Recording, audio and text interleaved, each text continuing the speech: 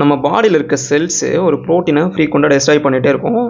அந்த protein cell உள்ள தேவையில்லாத கண்டிஷன்ஸ் நிறைய அக்குமுலேட் ஆகும்போது கேன்சரை கூட மாற சான்ஸ் இருக்குது. இப்போ அந்த ப்ரோட்டீனை ரெகுலேட் பண்ணுற முக்கியமான சிக்னலிங் பாத்து தான் விண்ட் சிக்னலிங் பாத்து. அந்த பாத்து எப்படி நடக்குதுன்னு பார்க்க போகிறோம். விண்ட் இல்லாத கண்டிஷனில் அந்த பாத்து ரெஸ்டிங் ஸ்டேட்டில் இருக்கும். எப்படின்னா சைட்டோசாலிக் சைடு ஒரு டிஸ்ட்ரக்ஷன் காம்ப்ளெக்ஸ் ஃபார்ம் ஆகும். அந்த காம்ப்ளெக்ஸில் நிறைய ப்ரோட்டீன்ஸ் இருக்கும். என்னென்னா ஆக்சின் இருக்கும், ஏபிசி, CK1 கைனேஸ், GSK ஒரு கைனேஸ் இருக்கும்.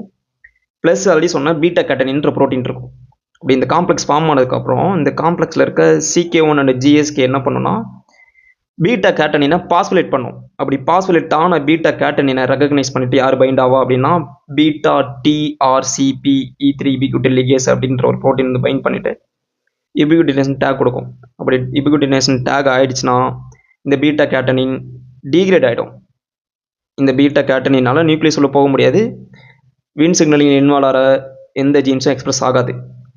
நெக்ஸ்ட்டு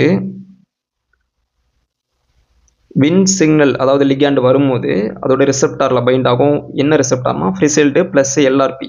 அப்படி லிகேண்ட் வந்ததுக்கப்புறம் LRPன்ற ரிசெப்டாரில் சைட்டோசாலிக் சைடில் யார் இந்த GSK1 CK1 பாஸ்புலேட் பண்ணும். அப்படி பாஸ்புலேட் ஆன LRP ரிசெப்டாரில் டிசபிள்டுன்ற ஒரு ப்ரோட்டீன் வந்து பைண்ட் ஆகும்.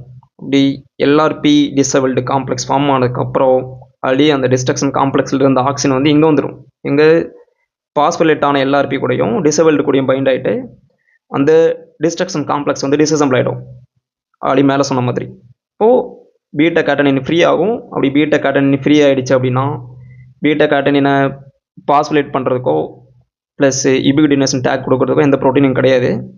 இது எங்கே போகும்னா நியூக்ளியஸ் உள்ளே போயிட்டு டிரான்ஸ்கிரிப்ஷன் ஃபேக்டர் கூட பைண்ட் ஆகிட்டு அந்த ரெப்ரஸார் கிரௌச்சோவை ரீப்ளேஸ் பண்ணிவிட்டு கோ ஆக்டிவேட்டர்ஸ்லாம் ரெக்ரூட் பண்ணிவிட்டு யார் பைகோ, LGS, CBPன்ற ப்ரோட்டீன்ஸ்லாம் ரெக்ரூட் பண்ணிவிட்டு எந்தெந்த ப்ரோட்டீன்ஸ்லாம் இல்லை எந்தெந்த ஜீன்ஸ்லாம் ஆக்டிவேட் பண்ணுமோ டார்கெட் ஜீன்ஸை வந்து எக்ஸ்பிரஸ் பண்ணும், ஆக்டிவேட் பண்ணும். செல் க்ரோ ஆகிறதுக்கான ஜீன்ஸு ப்ளஸ் செல் சர்வைவ் ஆகிறதுக்கான ஜீன்ஸ், ஸ்டெம் செல் இன்வால்வ் ஆகிற ஜீன்ஸ்லாம் ஆக்டிவேட் பண்ணும்.